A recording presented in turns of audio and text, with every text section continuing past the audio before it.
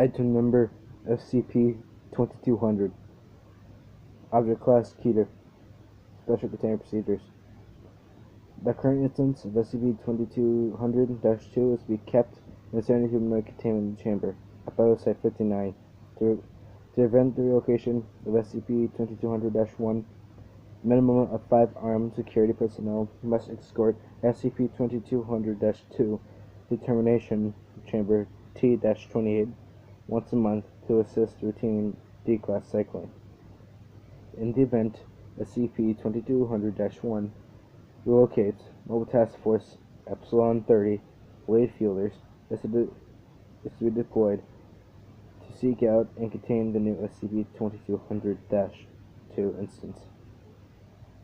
The area of land encompassing SCP-2200-3 has been designated Site 502, with Foundation faculty members living as residents in town proper. As SCP-2200-3 is populated by anomalous individuals, faculty may acknowledge the existence of anomalous activity in general, but are not to divulge details on any SCP object besides SCP-2200. Each staff member living on site is to submit a weekly report detailing their experience with interactions. For all intents and purposes, SCP-2200-3 are to remain in an autonomous community with minimal political and social interference by the Foundation. Additional intervention may be ordered by the preceding on-staff staff, leading their desecration. As a number of instances are already in storage for testing and archival purposes, additional inert SCP-2200-4 are to be collected and melted down for use in funding Foundation activities. Description: SCP-2200 is a collective designation for several interrelated anomalous phenomena. SCP-2200-1 is a sword, 80 centimeters in length, composed of an alloy of silver and copper, estimated to have been constructed between 1000 and 500 BCE.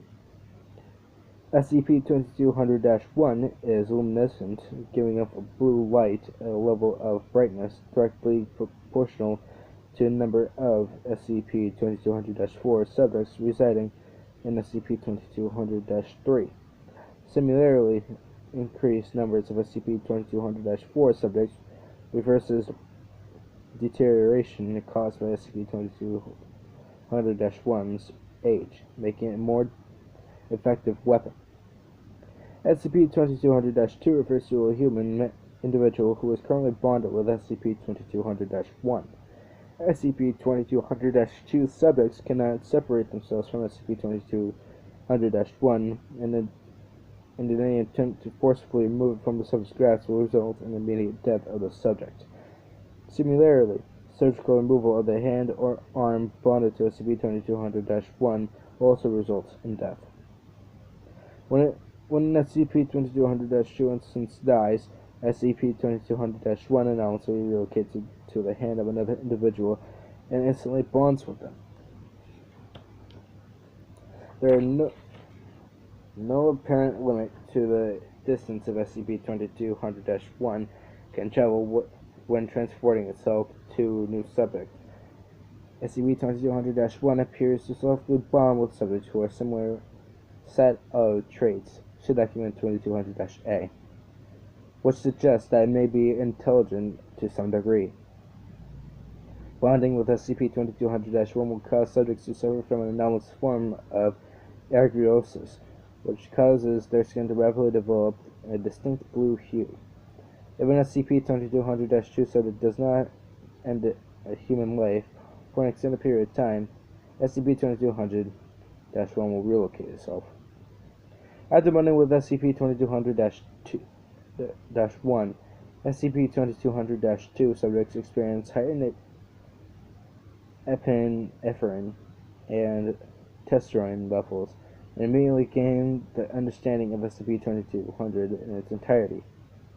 These factors, combined with the SCP-2200-2 subject's background, see document 2200-A, have invariably resulted in SCP-2200-2 killing those around them with SCP-2200-1.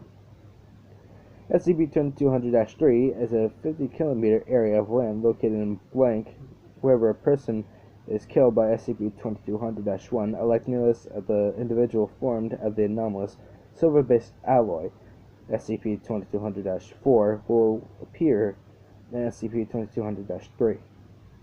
Despite being made of inorganic material, instances of SCP-2200-4 are fairly animate and incapable of vocalization. Interviews shown that SCP-2200-4 instances share the personality and memories of the victim they resemble.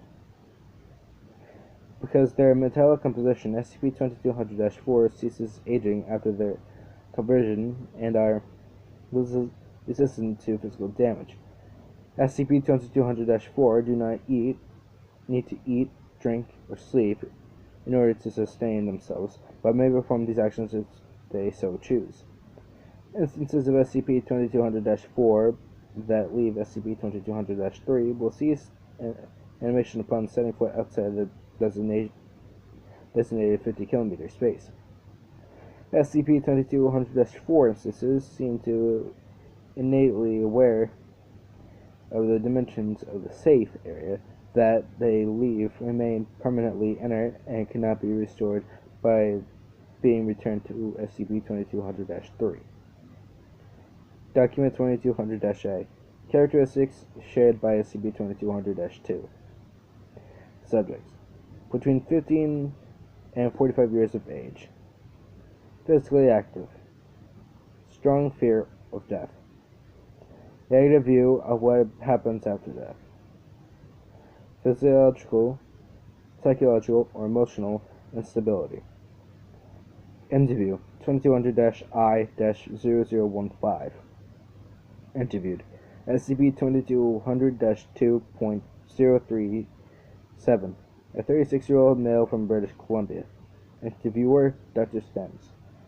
Forward: interview was conducted on non-disclosed date 2 days after SCP-2200-2-037 was detained. Begin log.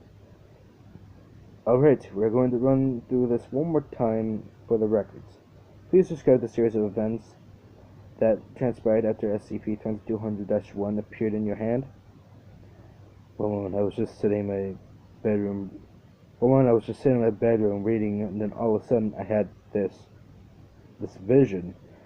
I saw this place where people could live forever.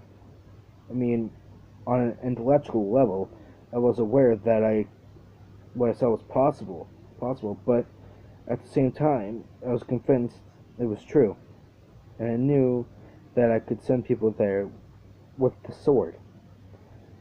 So what was your first course of action? I wait until dark. I live alone, so nobody knows me going on in the middle of the night. Whenever I came across a homeless person sleeping alone, I would slit their throat or stab them in the heart or something like that. It went on for a few nights until I got caught by the cops. They turned me over to you guys.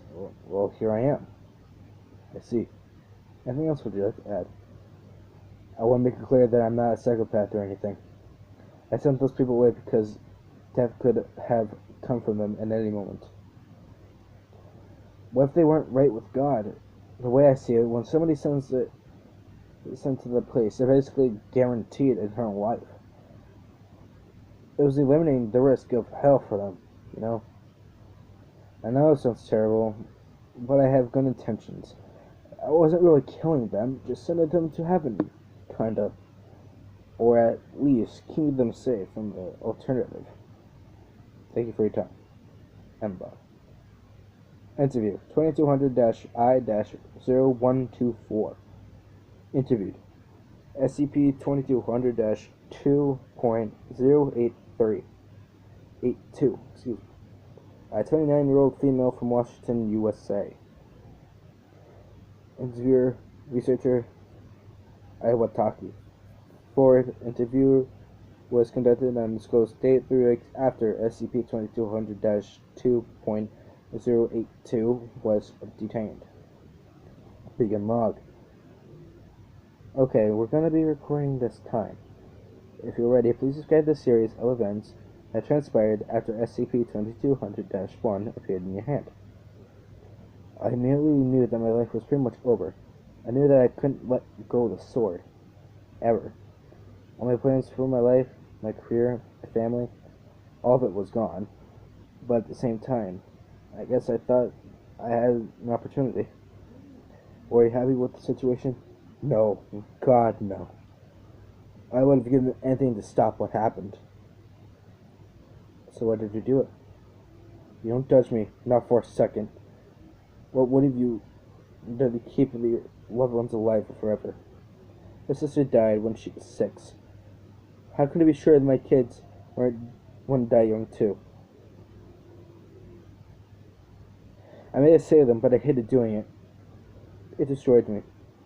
Honestly, after I finished my family, saving strangers felt like a walk in the park in comparison.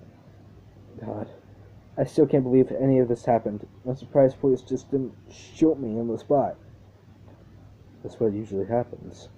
It makes things much more difficult for us. If you see my family, at least tell them I'm sorry. I'll pass it on. Thank you for cooperation. Only these past few weeks haven't been easy for you. And log. Interview 2200-I-207. Interviewed SCP-2200-4.00581. A 68-year-old man, religious leader in SCP-2200-3. Interviewer, researcher Pittinger. Begin log. Pittinger, if you would, please describe the Exodus movement to me as if it was unfamiliar with it. Certainly. You're in Soulberg, or Silverville, whatever you want to call it here. Well, there are a multitude of people who fear what awaits when they cross the threshold of their life. Those of us who are in faith believe that this is more of a purgatory than a praise that God intended for us. You see, this place is founded on the fear of what happens after death. Once you've been sent here by the sword, you can postpone your fate as long as you like.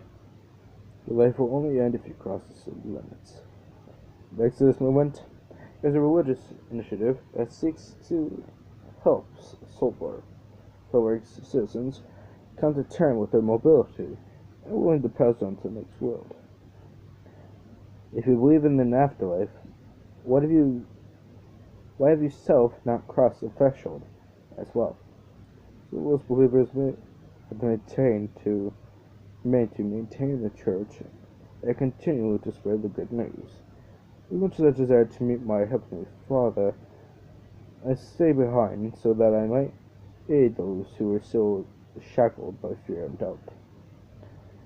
Opponents of the Exodus movement have accused you of merely waiting to reduce overpopulation and increase your field of influence. How do you answer to these allegations?